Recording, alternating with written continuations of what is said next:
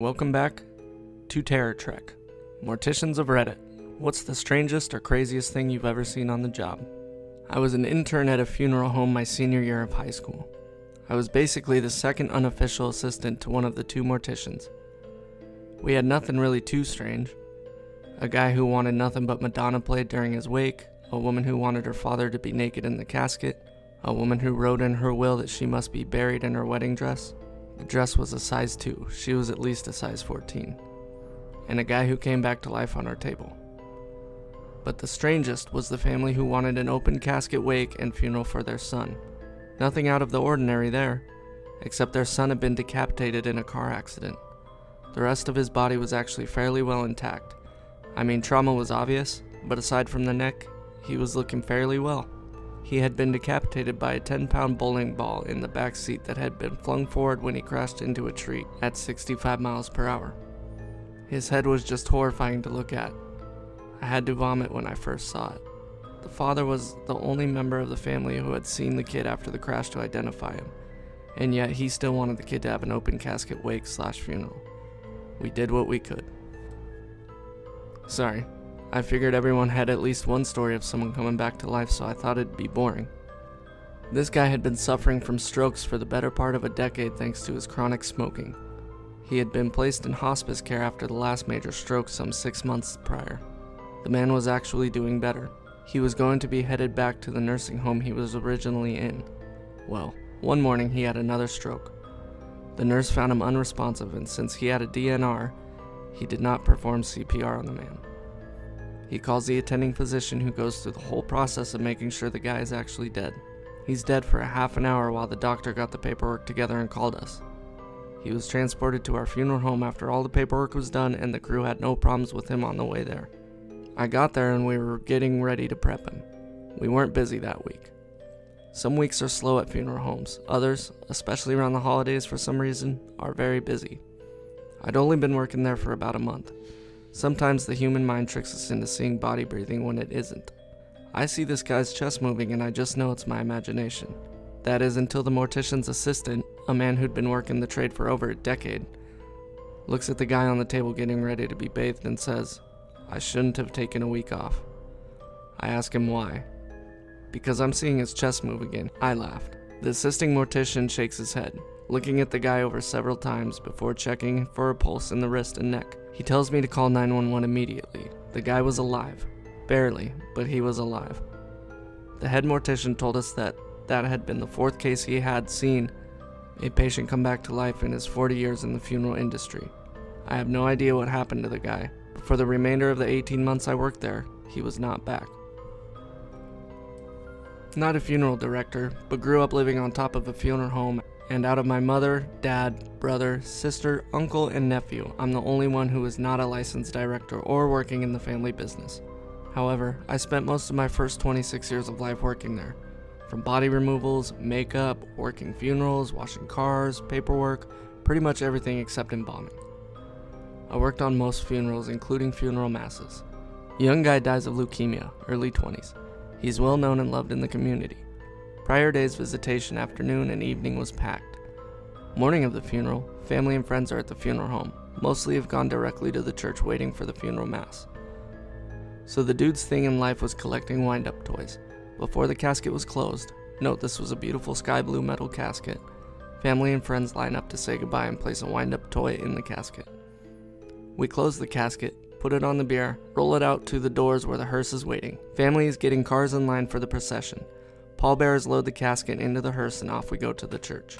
My dad is leading the funeral. My uncle is on front of the casket, I'm at the back. Pallbearers on the sides carrying the casket up the church steps. We place on the bier and put the funeral pall over the casket. Kinda like a drapey cover with a cross used in Catholic funeral masses. The pallbearer steps away to take their seats.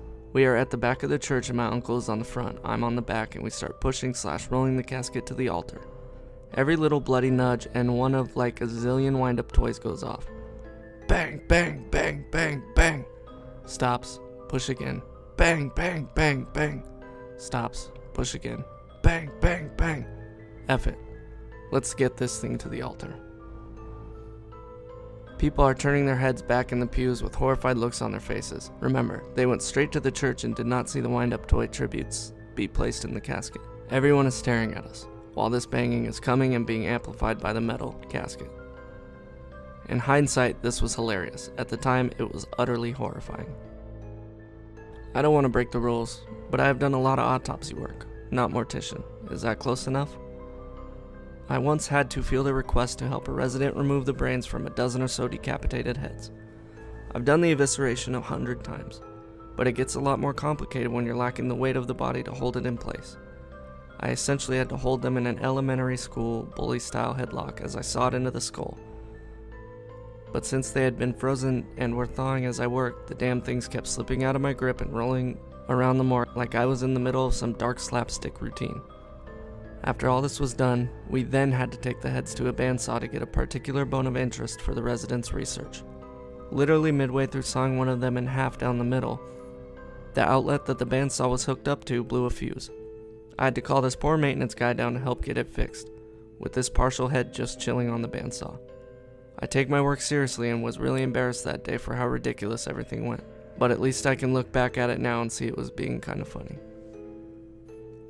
My mom was an undertaker and eventually an embalmer, and during her first few weeks on the job, no one mentioned to her that to dress a corpse in a suit, it was easier to cut the clothes up the back to the collar, put the garment over the corpse's head, and then nearly tuck in the rest. Instead, her boss came into the mortuary to find my mom, a tiny little woman, sitting astride the corpse of a large man, trying to wrestle him into his suit. Another time, she was asked by a grieving family if she would take a picture of them with their deceased granddad. They wanted the coffin upright with their granddad propped up inside while the family gathered around. Now, this is not in any way a common practice in the UK, at least not since the Victorians and their love for post-mortem photos, but my mom and her colleague tried to honor the family's request.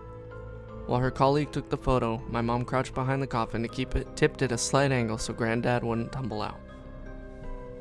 Funeral apprentice. One of my favorite removals was the one where we all nearly got fleas pulling a guy out of a hoarder house. My guy was dead on top of a full bag of uneaten McDonald's. Second place goes to the woman we affectionately referred to as the Maggot Lady, because she died in her apartment with no AC and wasn't found for nearly 3 weeks, so she was basically soup and bones in the body bag. We double bagged her and still got maggots on the floor. Oh Lord, you brought back memories from my worst 2 removals. 1. Guy was at the meat office. He'd killed himself in the attic in Florida in the summer and no one found him for 3 weeks. His penis was eaten clean off by maggots and you couldn't recognize any features because of his state of decomp. Maggots were crawling everywhere in the van and on the way back to the funeral home. We had every window down and spraying air freshener to no avail. He was double bagged and went directly to the hazmat cooler before cremation.